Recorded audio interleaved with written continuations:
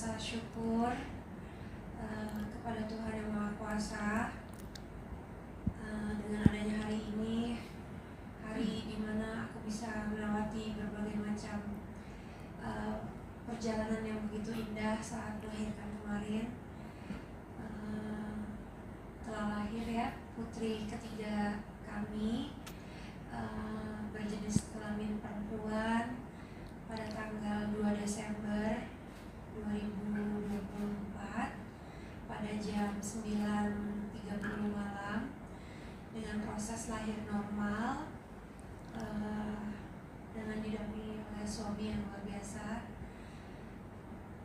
Yang pasti seperti yang sudah diceritakan oleh Dr. Benny dan juga Dr. Tria bahwa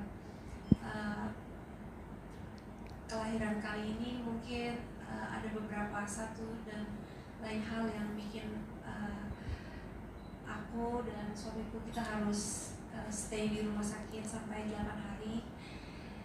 Tapi ya terlebih dari itu semua itu merupakan pengalaman yang indah dan luar biasa yang kita syukuri bahwa kita sudah melewatinya dengan baik, dengan tim yang bekerja sama dengan baik, tim dokter, tim bidan, tim suster, semuanya, rumah sakit, dan ya paling kita berdua bahagia sekali hari ini. Dan mungkin bisa lanjut diceritakan oleh suami saya aja, soalnya saya kebanyakan dalam keadaan lemah dan nggak begitu ingat, lebih ingat kesakitnya doang. Jadi kalau cerita takut sedih, tapi ya biar suami saya aja yang ceritain. Terima kasih. Selamat siang semuanya. Terima kasih Dr. Tria, Dr. Benny, for your service and for your input. Yang terjadi sama istri ini bukan sesuatu yang boleh kita bilang kecil ya. Ini something yang memang boleh dibilang shocking.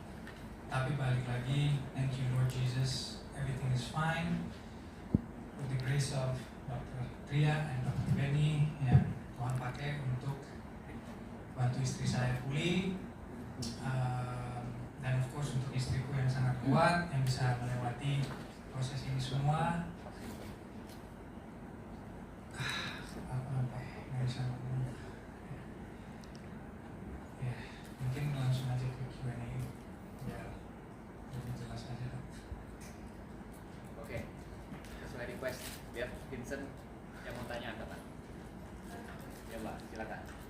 Sebelumnya saya dengar sama terus pemilihan putrinya keren banget, kita mantau dari sosmed. Tapi kalau boleh tahu apa alasannya? Itu anak keren juga ya. Tapi sebenarnya seorang ibu keren banget memilih persalinan normal sampai melakukan ada transfusi darah dan lain-lain. Dan tidak bagaimana sesaat manusia untuk melahirkan normal. Dan itu tanggal kaki juga ini 12. Terima kasih Pak. Kalau untuk proses normal sih memang yang selalu aku harapkan ya, supaya bisa selalu melahirkan dengan cara normal. Karena anak pertama, anak kedua juga dengan proses normal. Jadi berharap banget kalau anak ketiga bisa normal. Dan kalau untuk tanggal cantiknya tanggal 2 Desember itu sebenarnya itu aku afirmasi kepada diri sendiri dan juga baby. Mudah-mudahan kita bisa bertemu di tanggal 2 Desember gitu. Bedanya apa sih Kak? Karena kan itu udah 3 kali normal ya. Dan ini jadi bikin trauma nggak sih? Karena kan kemarin sempat 8 kali di rumah sakit. Kalau saat ini sih saya masih trauma ya, masih takut gitu, masih dalam proses recovery juga gitu. Cuma biasanya hal-hal kayak gini akan menjadi kenangan yang indah, apalagi ketika ketemu sama sang buah hati, semuanya tuh terbayarkan, semuanya menjadi apa ya, pengalaman yang luar biasa aja buat kita berdua gitu. Tambahan.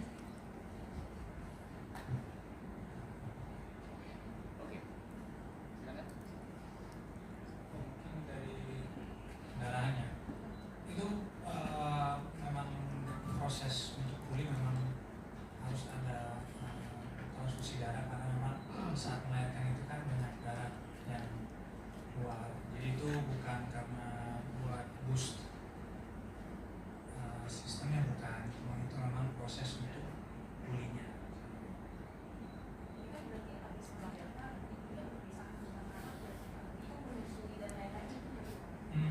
Sesuai dengan proses aja sih. Setelah melahirkan biasanya anaknya kan dibawa dulu sama dokter yang memang dokter anak untuk cek jari-jarinya, telinganya, matanya, dan lain-lainnya. Saat itu dia masih di ruang persalinan. Jadi sesuai dengan SOP aja sebenarnya. Cuma sesudah itu kan seharusnya menyusui, tapi kan keadaan mamanya saat itu mungkin belum stabil. Tapi bayi itu saya juga diedukasikan bahwa bayi itu kalau lahir masih bisa 3 hari tanpa ASI ya dok. Ya, jadi pas banget. Walaupun babynya nggak langsung dapat ASI, tapi memang bayi itu bisa 3 hari tanpa. So everything is fine, proses juga sesuai, jadi pas banget 3 hari itu mamanya lagi lemas, lagi pulih. Hari keempatnya mamanya udah membaik, bayinya langsung bisa ASI. Walaupun ASInya nggak banyak, cuman cukup. Seperti tadi kalau dikenalkan putrinya bernama siapa? Itu nanti. Oh, saya tahu. Baby Verhak nomor 3. Yes.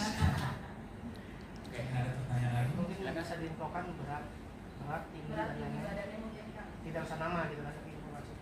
Beratnya 3 kilo. Beratnya 3,1, beratnya 49. Bayinya sempurna, segar, healthy, cantik. Mungkin bisa ditambahin kenapa dipilih nama itu? Background. Nanti aja. Nanti aja kan. Ya, silakan. Mungkin untuk dokter Tria boleh dijelaskan penyebab plasenta lengket itu kenapa? Saat itu memang kontraksi rahim mungkin kurang baik ya, karena memang harusnya terjadi kontraksi setelah bayi lahir, plasenta itu akan lahir dengan otomatis dengan kontraksi rahim yang baik. Di saat itu kontraksi rahim kurang baik, kita sudah berikan obat-obatan untuk membuat lebih baik. Cuma memang waktu itu kita memang ada terkejar-kejar dengan waktu. Jadi memang kita itu ada standar waktu untuk melahirkan. Gitu. Ya, memang hal itu kadang terjadi, tetapi memang sudah pasti semua persalinan kita harus antisipasi kejadian perdarahan pasca persalinan.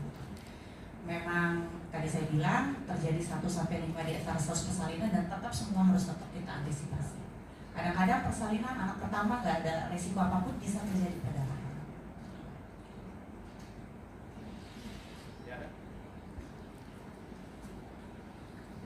Ya. Aku mau nanya, proses pendarahan dan transfusi darah itu ada sesuatu yang bisa dibilang darah itu masih sedikit, kita transfusi dan hospital. Dan buat kadis yang menguatkan kadis sampai akhirnya siluman sekarang.